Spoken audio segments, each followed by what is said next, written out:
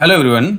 यहाँ पे कुछ क्वेश्चंस हम लोगों के छूट गए थे, ठीक है, जिनका सोल्यूशन करना बहुत ज़रूरी है। और इन क्वेश्चंस को भी देख लेते हैं क्या बोल रहा है। अगर हमारे पास कोई मैट्रिक्स है क्या 3, 5, 7, 9, और ये दो मैट्रिक्स के सम में किसमें x प्लस वाई, और जिसमें बोल रहा है x क्या है हमारे पास स्क्यू सिमेट्रिक मैट्रिक्स है और y सिमेट्रिक है।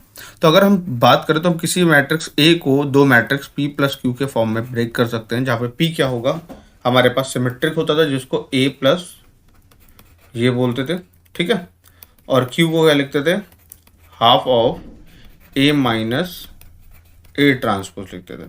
तो अगर हम बात करें A माइनस ए ट्रांसपोज की बात करें तो क्या आएगा, ये आ जाएगा 3, 5, 7, 9 माइनस 3, 5, 7, 9। अब अगर मैं इसकी वैल्यू निकालूँ तो क्या आएगा 0, -4 और यहाँ सॉरी -2 और यहाँ पे 2 आएगा और यहाँ पे 0 आएगा।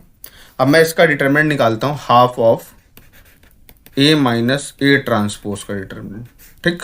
तो ये कितने क्रॉस कितने का 2 क्रॉस 2 का। तो डिटरमिनेंट ऑफ के ए का अगर मुझे निकालना होता था तो k की power n determinant of a होता था। तो यहाँ पे 1/2 की पावर कितनी हो जाएगी 2 हो जाएगी, और फिर हमारे पास determinant of a minus A transpose का डिटरमिनेंट आ जाएगा, जो कि हाफ ऑफ ये कितना हो जाएगा 1/4, और इसका डिटरमिनेंट अगर मैं निकालूं तो 0 - 4 आएगा, तो माइनस माइनस प्लस हो जाएगा, दैट विल बी 4। तो इनटू में 4 हो गया तो ये वैल्यू 1 आएगी, तो दैट विल बी ये वैल्यू कितनी आ गई 1 आ गई, ठीक है। तो डिटरमिनेंट ऑफ x क्या आ गया 1 आ गया। फिर नेक्स्ट क्वेश्चन देखते हैं हमारे पास क्या बोल रहा है। A student answers a multiple choice question with 5 alternatives of which exactly one correct. Okay. The probability that he knows the correct answer is 1/5. Tick. If he does not knows the correct answer, he randomly tick one answer. Given that he answered the question correctly, ठीक है, उस दे रखा गया उसमें correct answer दिया है। Find the probability that he did not tick answer randomly. हमें देखिए हमने सबसे पहले एक काम किया, क्या क्या बोला, the probability that he knows the correct answer, उसको पता है करेक्ट आंसर, तो बोला हमने knows the correct answer, that will be कितनी है प्रोबेबिलिटी उसकी, प्रोबेबिलिटी ऑफ ए कितनी है, दैट विल बी 1/5। फिर बी क्या बोल रहा है, अब इसी का अपोजिट हो जाएगा, यानी ए का बार हो जाएगा he does not knows the answer, या ऐसे बोल दे, है ना, he does not knows answer, ठीक। तो वो क्या हो जाएगा हमारे पास, उसकी प्रोबेबिलिटी बी की प्रोबेबिलिटी हो जाएगी 4/5। फिर बात करते हैं हमें आकर के ई, ठीक है, बोल रहा है he if he does not knows he does not, उसने रेंडमली टिक करेगा।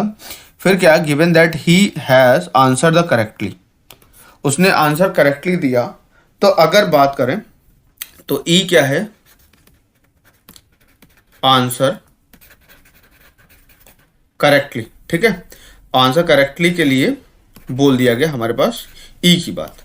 तो अगर उसने नोज द आंसर उस कंडीशन में आंसर दिया है, उसे पता भी है और करेक्ट आंसर भी है, तो उसकी कंडीशन क्या होगी 100% सही होने की कंडीशन होगी, ठीक।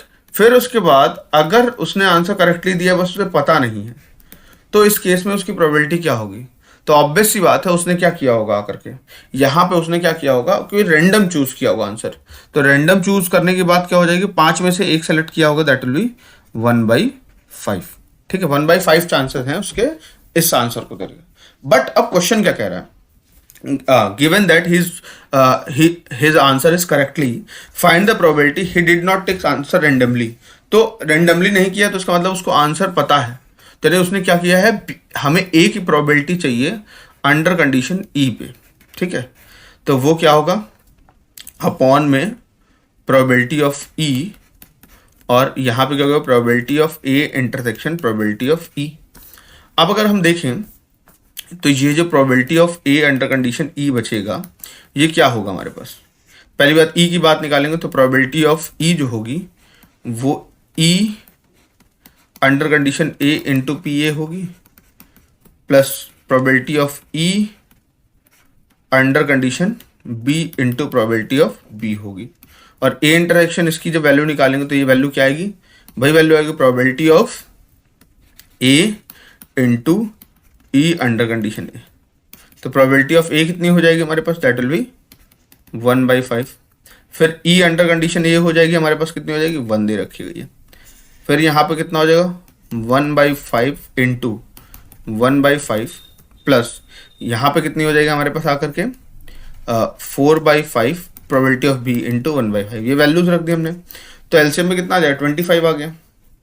और नीचे कितना बचेगा हमारे पास आकर, दैट विल बी एलसीएम में हमारे पास 25 आ जाएगा और टोटल मिला करके हमारे पास 25 बचेगा। सॉरी, यहाँ पे प्रोबेबिलिटी ऑफ ये वैल्यू 1 है ना, ये प्रोबेबिलिटी ऑफ ये वैल्यू हमारे पास कितनी है 1 है, ये वैल्यू हमारे पास है 1 है। क्लियर है। अब जब अगर हम एलसीएम लेंगे तो एलसीएम हमने 25 ले लिया तो यहाँ पे 9 बचेगा और ऊपर 5 बचेगा। तो यानी ये जो आंसर आएगा प्रोबेबिलिटी ए अंडर कंडीशन ई, ये कितनी होगी 5/9 होगी। ठीक है। नेक्स्ट क्वेश्चन देखते हैं हम लोग यहाँ पे। नेक्स्ट क्वेश्चन बोल रहा है a bias 4 side dice labeling 1 to 4 rolling on a rolled and recorded, roll किया रिकॉर्ड किया, x be the result obtained when the dice is rolled, x वो रिजल्ट है जो हमें मिलेगा जब डाइस को रोल किया। The probability of distribution x की होने की प्रोबेबिलिटी ये है PQR। बोल रहा है कि मीन जो है वो x है, मीन ऑफ x क्या है वो 2 है। तो देखिए, और दूसरी बात हमें PQ की वैल्यू चाहिए। तो पहली बात जो प्रोबेबिलिटीज का सम होगा वो सारा सम 1 होगा, P plus 0.3 plus Q plus 0.1 कितना होगा 1 होगा।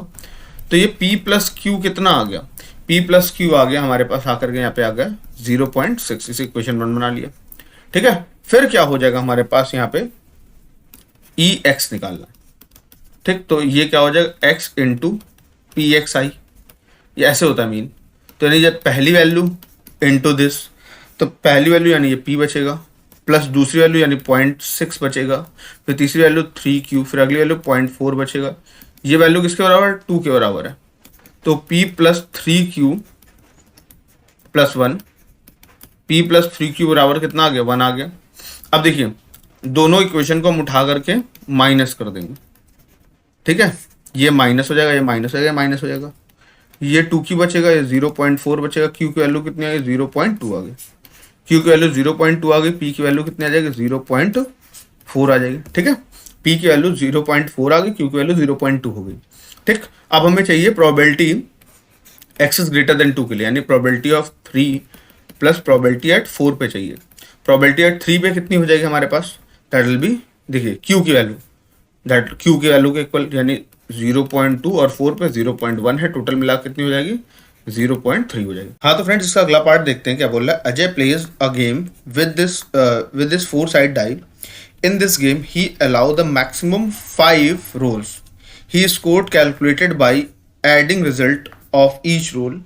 ही win the game if his score is at least 10। After 3 rolls Ajay score 4, यानी उसका 4 तो हो गया है। अब वो 10 बनाना चाहता है।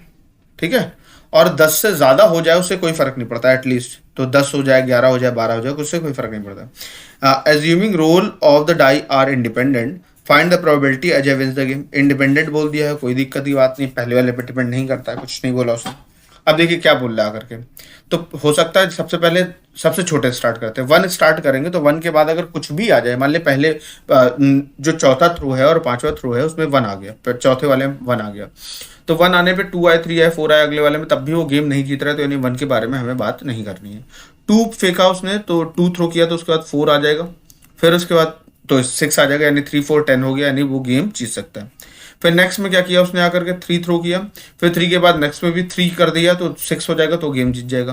फिर अगर मान लिया 3 किया उसके बाद 4 आ गया, तब भी वो गेम जीत रहा है, क्योंकि 11 हो जाएगा टोटल।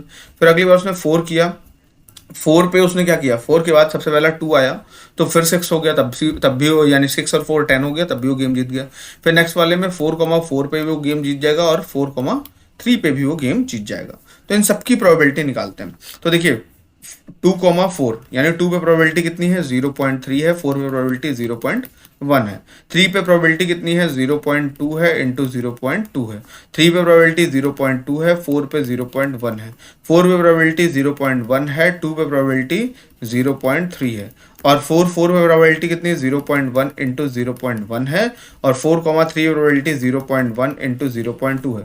इसको टोटल करेंगे 0.15 आएगा, that will be the solution हमारे पास, यानी इसका आंसर जो होगा लास्ट वाले का 0.15 होगा, दैट इज द सोल्यूशन। ठीक है, तो फ्रेंड्स ये क्वेश्चन हमारे वीडियो में पहली बार अपलोड करने में थोड़ा सी मिस्टेक हो गई थी, इनमें इनको करेक्ट करके आपके सामने प्रेजेंट किया जा रहा है। तो thank you friends, thank you very much.